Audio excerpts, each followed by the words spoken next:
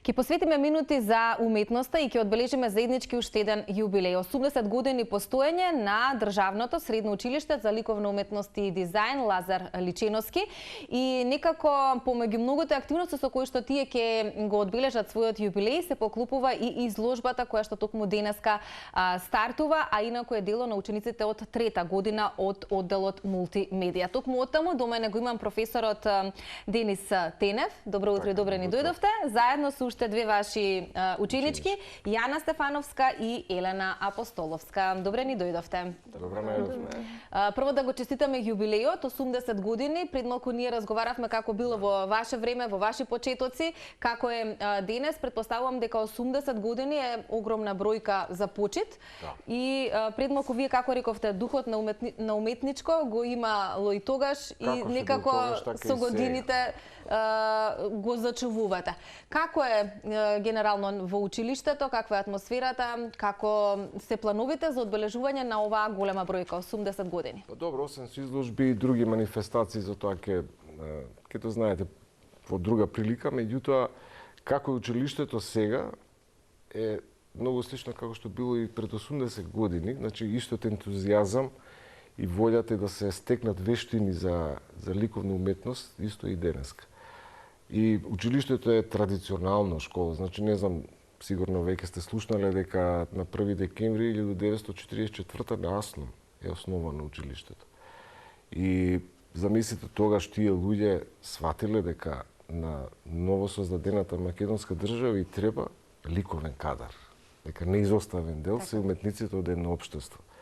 И тука е вредноста. И многу важен дел се уметниците на едно важен општество. Дел, да. Иако сте смениле многу имиња од тогаш училиште за применета уметност и така натака, денеска училиштето се нарекува Лазар Личеновски, на чест на првиот директор, доајен на македонската уметност. Така. И сите ти од ученици, ние имаме фотографии, може тоа све документирано да се покаже, посветеноста на професорите и на самите ученици е идентично како и денеска. Изложбата се отвора денеска, Да, 10 мај, е важен датум за вас тројца тука и верувам за многумина други кои што работа изминатиот период на тој проект. За каква изложба станува збор и да ги поканиме гледачите. Не знам дали и вечер во отворањето ќе биде од отворен карактер, но изложбата ќе биде достапна цели 7 денови. Ќе можат да дојдат луѓето да погледнат работата токму на овие две дами, но и на не повеќе други ученици се, да, повеќе и на ученици други, се. Станува збор за одделот мултимедија кој практично е основан 1913 година и е еден, да речем, современ оддел каде што се обработуваат дисциплините на компјутерските вештини. Така, мора да сме во тек со новото време и сите работи кои што ги носи. Односно, каде што се користат мултимедијалните средства за да се креира, да се создаде ликовно дело. И сега станува збор за предметот дигитална уметност, каде што учениците имаат свој ликовен израз преку дигиталните алатки, по-конкретно е со пен, таблети сликаат, и целата напорите кои јас себе како ментор на тој предмет се обидувам да создаваат идејни решенија, односно да работат на одредена тема. И затоа ова е зададена тема каде што сите работат на иста тема. Која е темата? Темата е современа митологија. Ајде да ги чуеме Јана и Елена, како го ви кажа професорот или менторот современа митологија.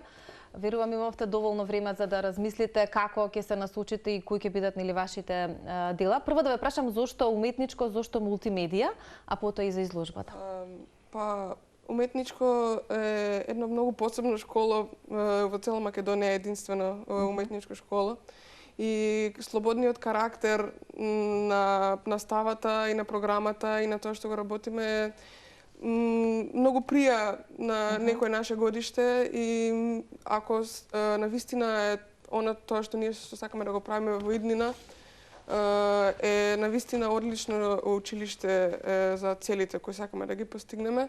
И мене, јас, мултимедија, се одбрав за мултимедија одамна, уште во основно училиште знаев дека сакав да идам во уметничко и сакав во мултимедија кога слушнав дека тој одделот највеќе заради предметот анимација, но и за дизајн на карактери и за илустрации. Тоа е во главно на дигитално тоа што Веројатно се она што те интересирало тука е опфатено и можеш да се надградуваш. Од првин влегов во смерот вајарство, но после во втора година се префрлив во мултимедија и искрено тоа е патот на многу деца во уметничко, дека не влегуваат во смеровите кои си замислиле они, но стварно ќе кажам дека сите смерови имаат нешто посебно во нив кое е корисно генерално во уметноста. Значи никогаш не е доцна да се предумислат учениците, Никако, така има не. можност. Или професора? До прва, втора веќе, подесна веќе станува тешко за нив. Затоа што се делиме по предмети. Добро, ама веројатно и веќе од трета година сте се повозрастни и знаете што поконкретно сакате. Елена, твојот избор за уметничко кога се случи? Па јас уште од многу млади години се бавам со уменност. Во фамилијата се бавиме целосно со уменност и се решив ако го имам талентот зашто да не го искористам. Имав малце потешкоти за да влезам заради добар успех и во други оддели, како во знаење, првеносна генерација бев и такви работи. Ако не треба да се запишуваш уменничко, ако имаш знаење и јас се борев практично и успев да се запишам.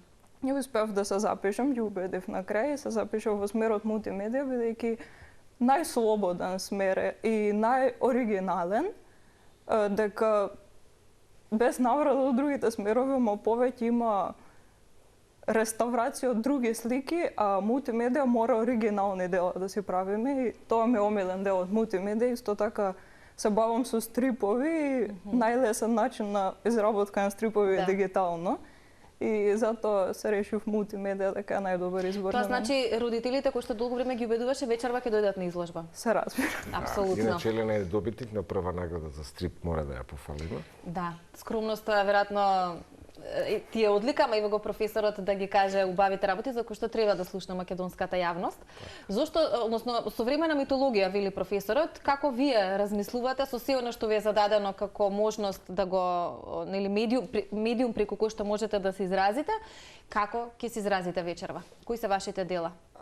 Современа митологија е многу интересна тема, затоа што митологија од една страна е многу антички концепт.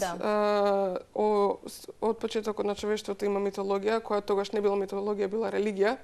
И со поминувањето на времето, религијата се опаѓа, нели, во верување и станува некаква митологија. А современо е нешто што е сегашно, нешто што се случува во моментот. Значи, нешто релевантно за денес, дали луѓето не веруваат веќе во него или коментар на некакви лаги кои се случуваат во општеството се главна инспирација за темата современа митологија. Ке тебе, Елена? Па исто како што кажа Јано, најголемото е опфатено работи што луѓето во денешни денови веруваат, а не се толку точни. Јас лично имам 6 дела, ама опфатени се многу различни работи, како луѓето се пружат по што изгледа најубаво без да знаат какво е навистина и општо се. Имавте слобода во поглед на тоа со колку дела ќе се представите? Да. Или Секако што повеќе тоа подобро, нели? Така. Но не треба ништо се брза, треба, нели, секое дело да биде до крај завршено и убаво. колку време вие работевте на вашите дела? Ова е од почетокот, професоре, од почетокот на годината се знае темата или?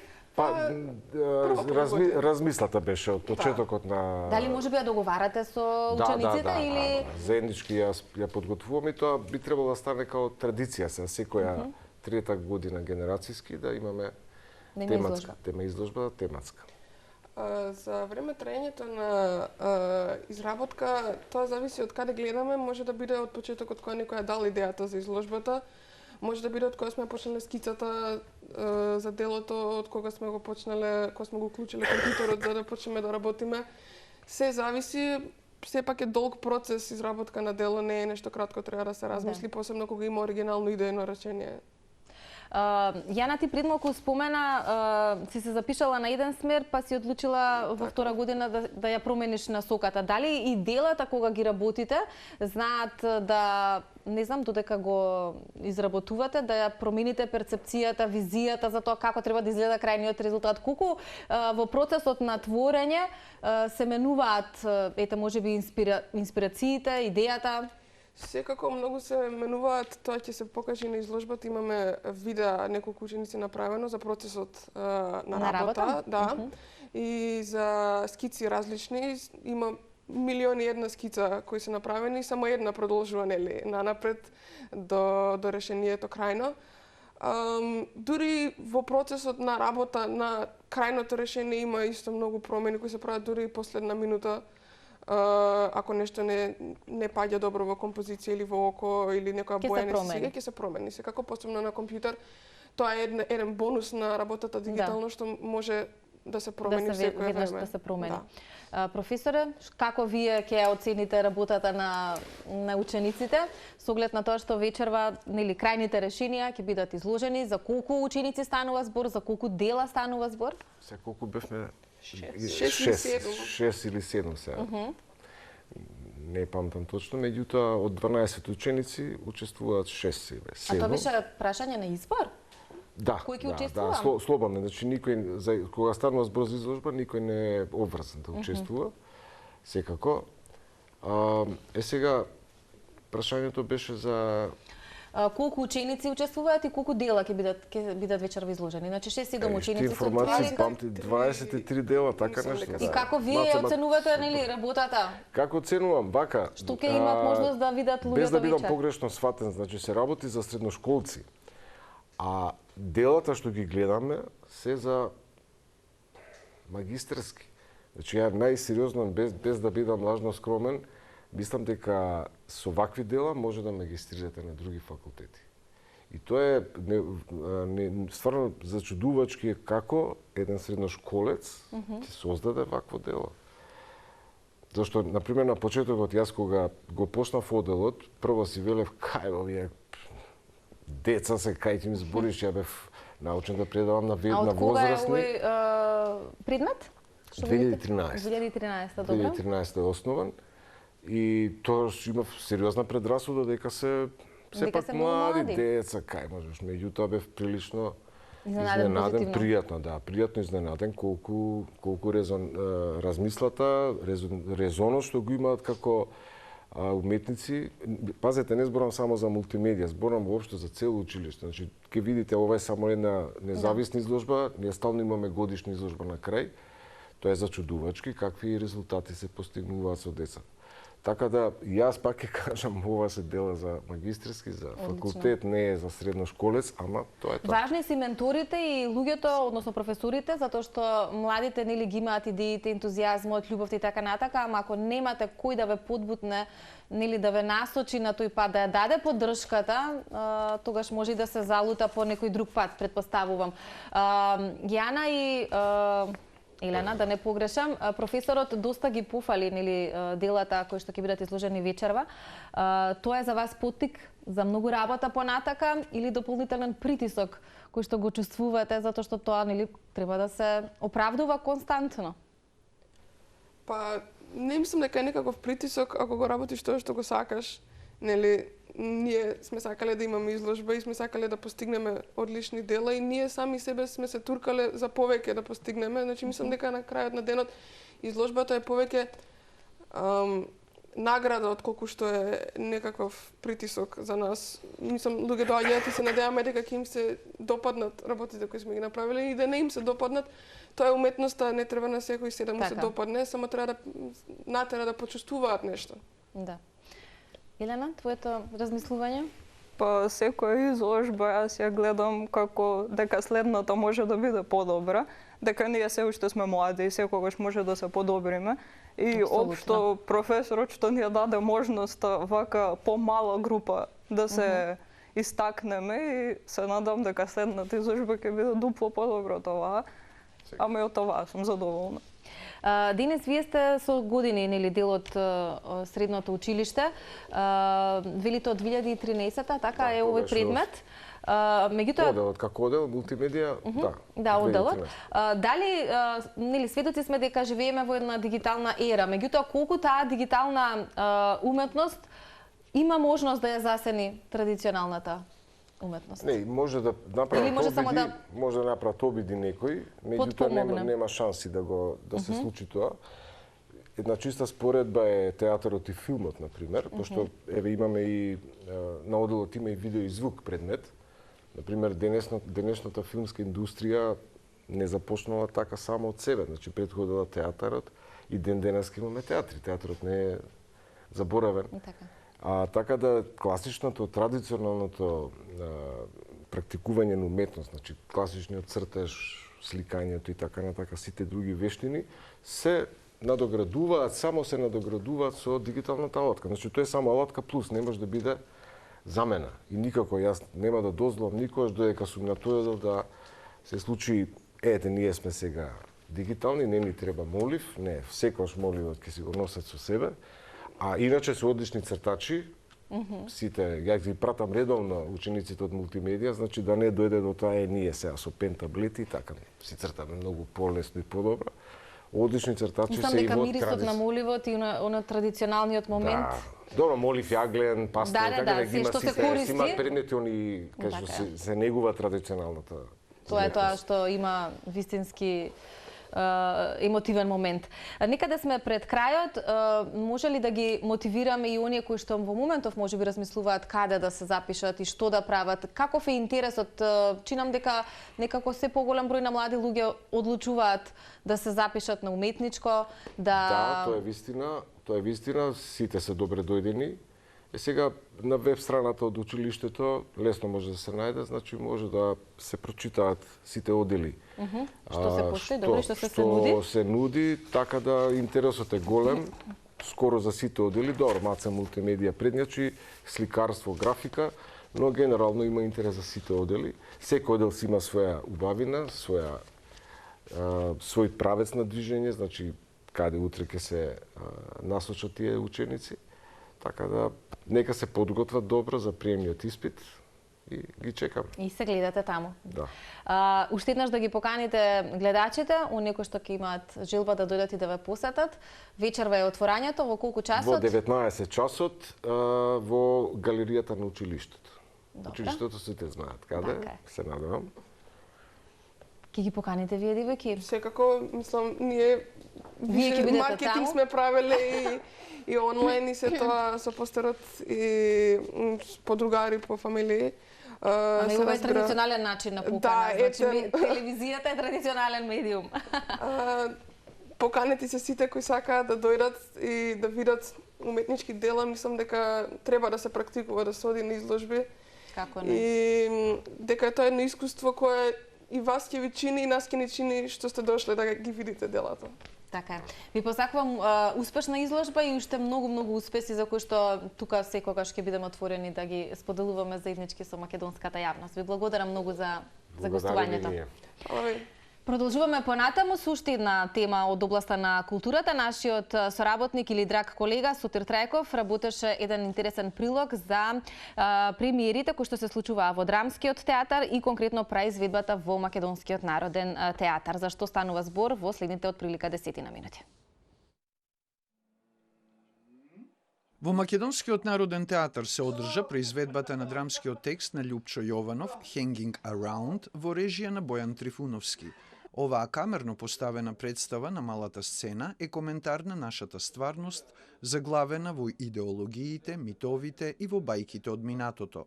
Идејата беше многу едноставна. До кога ќе живееме во овој свет на бајки кој не е така како што мислиме или како што ни кажувале дека е. Текстот на Јованов, напишан пред 2 децении, низ режијата на Трифуновски, прозвучува актуелно како да е пишуван вчера.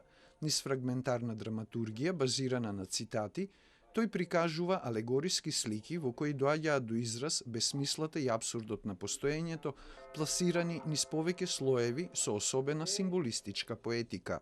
Јас како режисер сакам секогаш тенденциозно да одам по границите на кичот, затоа што сакам да им покажам на луѓето колку всушност тоа не треба да се случува во театар, ама за да боли, треба да го видат на тоа место. И затоа користам синестетички елементи. Најголем предизвик у целото тоа е прво да најдеме заедничка фреквенција, заедничко НЗС, затоа што никој од нас у екипата не пораснал на истите бајки, на истата литература. Во фокусот на дејствието се Hanging и Around или Кеци нула од бинарниот светски компјутерски систем. Тие се залутани во светот на бајките и го бараат патот за дома од сите што ќе ги сретнат, а најдуваат на ликови од бајките на браќата Грим и Ханс Кристијан Андерсен, од Али Баба и 40-те разбойници, преку Снежана и 7-те џуџиња, Црвенкапа, Трите прасиња, Убавицата и ѕверот, до Квазимодо и Есмералда, од романот на Виктор Иго, Богородичната црква во Париз. Hanging го толкува Стефан Спасов, а Around Александар Михајловски. Ние сме тие ликови што ги има буквално во секојдневниот живот насекаде. Безизлезот во кој ќе западнат Кеци нула се доближува до бекетовата атмосфера на бескрајно абсурдно чекање да се појави Годо од страна на Владимир и Естрагон. Не се само Владимир и Естрагон, има многу наталожени други, не само бинарни, туку и дуални моменти во самите ликови. Односно, може да се каже или да кажеме дека се контрасти кои се спојуваат во едно нешто. Низ тој лавиринт од трагикомични ситуации, Кеци нула наидуваат на страшниот волк од приказните во изведба на Сашко Коцев. Тој е и наратор кој го предводи дејствието. Овој волк кој што е, нели, раскажувачот, тој понатака е и човекот, и не човекот, и големиот ткајач на небото, и оној конкретниот кој што навистина некој ќе те сретне во животот, вистински нешто ќе ти каже. Оно што е важно за мене, правејќи оваа представа, е дека не се помируваме со фактот дека нема надеж. Секогаш постои начин да вратиме и да создадеме нова публика во театарот, а јас сметам дека автентична емоција и здрава доза на хумор е добар протеин тоа да се однесе до мозокот и до желудникот на публиката. Оваа бајка за возрастни се одвива во минималистички решен сценски простор со визуелни символи и звучни ефекти. Тие укажуваат на релативизираниот како на сон свет распнат меѓу верата и идеологијата и животот во поделени антагонистички заедници во кои ако еден зид се срушил, веднаш друг се издигнал. За сценографијата, но и за костимите во соработка со Александар Ношпал беше задолжен авторот на текстот Јованов, кој по професија е архитект. Се занимавам повеќе со формата во костимот и минимализмот и символизмот кој што ги има и во сценографијата, но и во костимографијата. И може да се каже дел од тој символизам се пресликува и во самиот драмски текст. Во представата е користена музика од Ади и Мери, а настапуваат и актерите Софија Насевска-Трифуновска, Ана Стојановска, Нела Павловска, Борче Начев и Гораст Цветковски. Со исклучок на Стефан Спасов и Александар Михајловски, останатите играат по две улоги. Според прикажаното, атрактивниот текст на Јованов низ изведбата не заживува во полн сјај, за да се изрази суптилниот политички коментар преку символизмот. Минималното дејство од текстот, режисерот Трифуновски се обидел да го развие низ сцените, но дел од нив остануваат херметични, со недоработени ликови. Затоа не е јасна докрај ни пораката за доминацијата и неправдата од посилниот кон послабиот. Се поставува прашањето и за потребата од екстензивност на представата од 105 минути, но останува препознаена намерата да се направи представа која ќе потсети на потребата од емпатија и љубов и меѓу различните и развивањето на духовноста наспроти материјализмот како единствен спас за цивилизацијата, вклучително и за нашево општество. А постановката на Хеда Габлер во Драмски театар, работена по текст на норвешкиот драматичар Хенрик Ибсен, напишан кон крајот на 19 век во реалистичен клуч, низ режијата на Васил Христов и адаптацијата на Викторија Рангелова Петровска, прераснува во современ прочит на оваа драмска класика. Представата се игра на големата сцена, која од неодамна го носи името на долгогодишниот успешен директор на драмски Ристо Стефановски. Фокусот е на женската психологија или психопатологија и на причините за распадот на меѓучовечките односи како трагедија на нашето време. Женската психологија, така речи, не истражена и ден денеска доволно. Хеда Габлер тоа го нуди као материјал да истражуваме женската психологија, зошто, кои се причините за таквиот развој на настаните. Режисерскиот концепт е заснован на инверзија на настаните од текстот, свесно насочувајќи ја публиката кон тоа што следува, но тука не започнува известноста, напротив, незадоволството на поединецот од промената на општествениот статус, сексуалната злоупотреба на жената, кариеризмот и губењето на слободата, се главните нишки испреплетени и развиени низ действието, во кое Сања Арсовска со многу страст и сугестивност, но со мерка во изразот, го предава ликот на амбициозната за апсолутна моќ Хеда Габлер. Во себе крие на малку подлабока психолошка состојба, затоа што постои некоја траума во животот што не ја има форматирано како личност и тоа прави да се мрази себе си и да ги мрази сите останати. Патосот и тегобноста се успешно избегнати со примената на отворената форма која дава простор за флуидност. Актерите играат речиси на празна сцена која дише како жив организам, вадејќи ги на површина конфликтите меѓу ликовите. Точно тоа е пресликано во самото дело. Романтизмот на Хеда Габлер во однос на практичноста, тоест бескрупулозноста на одејните богаташи. Но не е се до статусот кога се работи за Хеда Габлер. Има нешто и во луѓето од минатото што и се враќаат. Таков е ликот на Лев Борг, што го толкува Денис Абдула. Доаѓа по одговори кои што ги бара и кои што од минатото негде биле закопани. Покрај сопругот Тесман, доверен на Владимир Петровиќ, судијата Брак, кого го игра Зоран Љутков, на изглед има сличности со Хеда.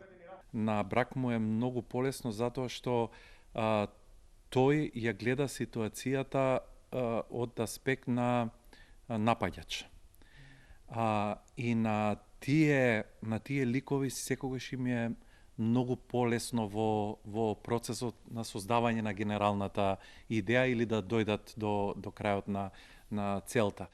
Во представата во две роли настапува и Сара Климовска, доволно уверливо, доловувајќи го женскиот контраст на Хеда Габлер. Сите заедно прават исклучителен театарски чин, подреден на современиот актерски сензибилитет со прецизен пласман на емоциите. Изборот на музиката и сведената сценографија ги подпишува режисерот Христов, а за современите функционални костимографски решенија беше задолжена Роза Трајчевска-Ристоска. Накратко, драмски театар направи представа што не треба да се пропушти.